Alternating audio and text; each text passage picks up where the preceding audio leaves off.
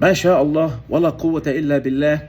ويا أخي لئن شكرتم لازيدنكم. امبارح بعد جرعة فاركو لبيراميدز نفسنا اتفتحت، والأهلي نفسه اتفتحت، والأهلي بتاع حسبة ربع ساعة كان نازل داكك حرسوا الحدود بثنائية، وخلصنا المباراة بخماسية.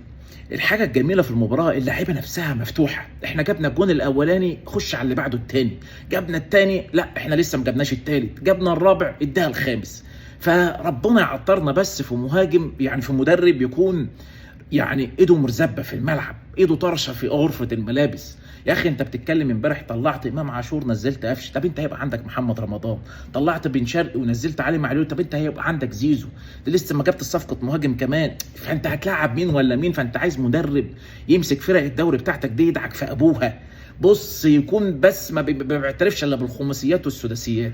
احنا كاهلي مؤهلاتك تعليك اكتر من كده، تخش في السباعيات والثمانيات يعني. فربنا يكرمنا ان شاء الله ويبعد عننا الاصابات الفتره دي ونحسم الدوري. مباراه المصري مباراه صعبه جدا، المباراه الجايه البيراميدز هيلاعب البنك الاهلي. احنا لو كسبنا المصري بنتيجه كبيره وباداؤه حلو، بيراميدز هينزل ركبه بتخبط يوم البنك الاهلي وعايز يكسب باي طريقه عشان يحافظ على فرق النقطه، وده هيكون في صالحنا لان البنك الاهلي هوب دافع يا معلم، هوب خبطها جول مرتده. فربنا يتممها على خير ان شاء الله، وربنا يعني يتممها على خير، ربنا يتممها على خير ان شاء الله. وهتيجي ان شاء الله مع ضغط المباراه بيراميدز هيوقع، واحنا طول ما احنا بنكسب كده ومش حاطين في دماغنا هنكسب الدوري وفرق نقاط كمان. فكابتن عماد النحاس يحسب ليه التغيير للعيبه في الملعب. انت بتشوف امبارح يعني مروان عطيه سيمفونيات لامام لاشرف بن شرقي لوسام، واللعيبه ضيعت امبارح اكتر ما كانت جابت في عدد الاهداف. فيحسب لينا امبارح برضو ان احنا طلعنا بشباك نظيفه والحمد لله. الاهلي بس اشتغل على موضوع المدافعين، لان احنا لو دخلنا الموسم الجديد بالوضع المدافعين بتاعنا ده يعني كاننا ما عملناش حاجه. فيعني ربنا يكرمنا، هنفضل معتمدين على رامي بيه ربيعه مش هنكسب. فربنا يكرمنا ان شاء الله باذن الله.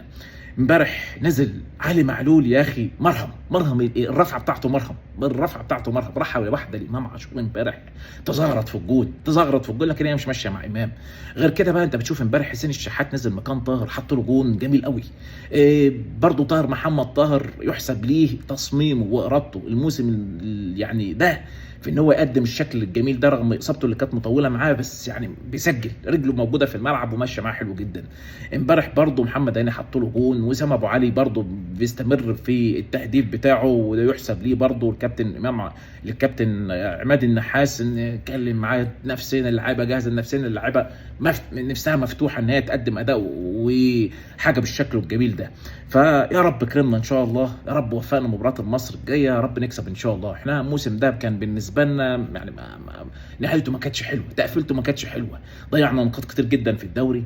بطوله افريقيا راحت مننا وكانت بطوله سهله جدا في المتناول، ويعني هدف دخل في مرماك طلعت من البطوله، ففرطنا في بطوله بامانه شديده يعني بطوله افريقيا السنه دي. فنتمنى ان احنا ننهي الدوري افضل ما يكون، نقع في مدرب حلو ويكون يعني بص ما بيشوفش في الملعب، ايده طرشه. بص اللاعب اللي ما يجيبش جون يخبطه كف ينزل تجيب له 3-4. فانت عايز مدرب من الطريقه ديت يعني. فنتمنى ان شاء الله ربنا يكرمنا مباراه المصري الجايه ونفوز، وبيراميدز يتعثر هتفرق معانا كتير جدا، ونحقق بطوله الدوري السنه دي ونطلع ببطوله. فيا رب اكرمنا، يا رب انصرنا.